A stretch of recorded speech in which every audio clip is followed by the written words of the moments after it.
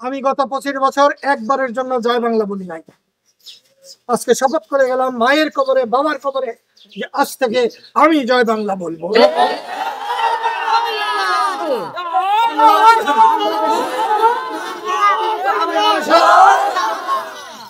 স্বাধীনতাকামী মানুষের, বাংলাদেশের মানুষের হবে জয় বাংলা।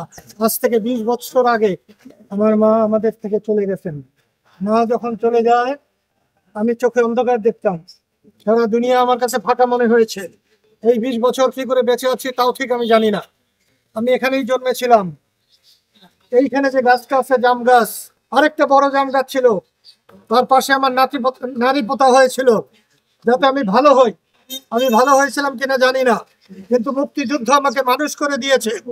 মুক্তিযুদ্ধে আমি রুখে দাঁড়াতে পারবো এটাও আমার ধারণা ছিল না।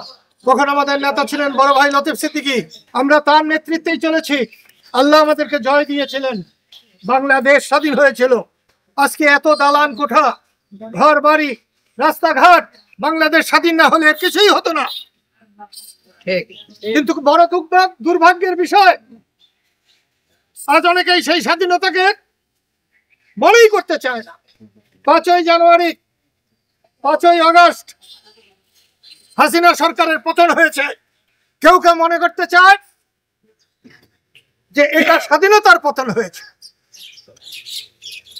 না, কোনো মতেই না।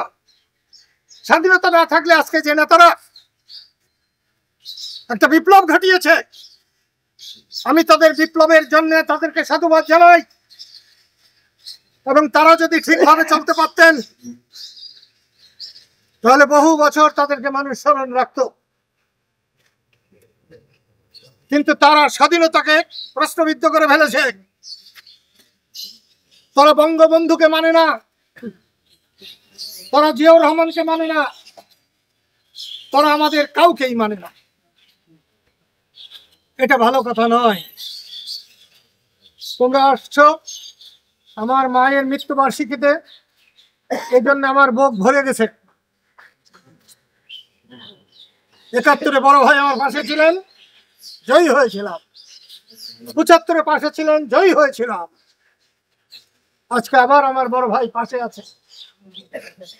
দুনিয়ার অর্ধেক আমার বিরুদ্ধে চলে গেল, আমার কিছু হবে না। আমি সেই জন্য তোমাদের অনুরোধ করব, প্রতিহিংসার জন্য নয়, প্রতিশোধের জন্য নয়। আমি রাজনীতি করি মানুষের পাহারা দেওয়ার জন্য, দুঃখী মানুষের পাশে দাঁড়াবার জন্য। আজ থেকে আবার বলছি যে আমাদের সক্রিয় রাজনীতি করা দরকার। মায়ের কবর থেকে, বাবার কবর থেকে অনুমতি নিয়ে মানুষের সেবা করায় আমরা প্রত্যেকে ঝাঁপিয়ে পড়ব। আমি রাজনীতির সময় রাজনীতি করি, ধর্মের সময় ধর্ম করি, নামাজের সময় আমি নামাজ পড়ি।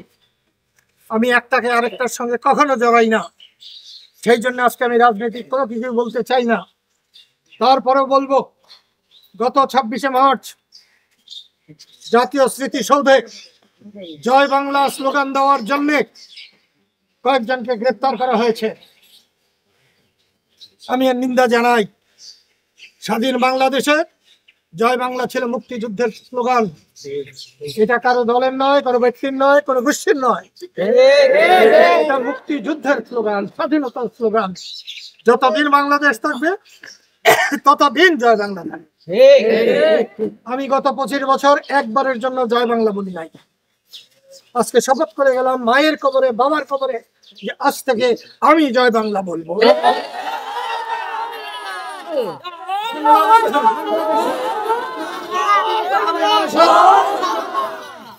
স্বাধীনতাকামী মানুষের, বাংলাদেশের মানুষের হবে জয় বাংলা।